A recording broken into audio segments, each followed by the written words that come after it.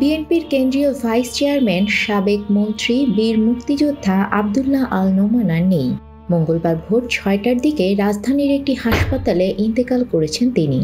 ইন্না লিল্লাহি ওয়া ইন্না ইলাইহি রাজিউন। আব্দুল্লাহ আল নোমান ১৯৯১ সালে চট্টগ্রামের কোতোয়ালি থেকে প্রথম সংসদ সদস্য নির্বাচিত হন।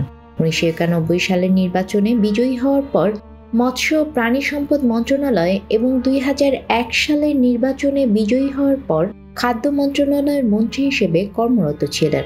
৬০-এর দশকের শুরুতে হামিদুর রহমান শিক্ষা কমিশনের বিরুদ্ধে আন্দোলন করতে গিয়ে নোমান যোগ দেন ছাত্র ইউনিয়নে। মেননপন্থী ছাত্র ইউনিয়নের চট্টগ্রাম মহানগরীর সাধারণ সম্পাদক, বৃহত্তর চট্টগ্রামের সভাপতি এবং কেন্দ্রীয় সাংগঠনিক সম্পাদকের দায়িত্ব পালন করেন। ছাত্রজীবন শেষে মৌলানা আব্দুল হামিদ খান ভাসানীর হাত ধরে যোগ দেন শ্রমিক রাজনীতিতে।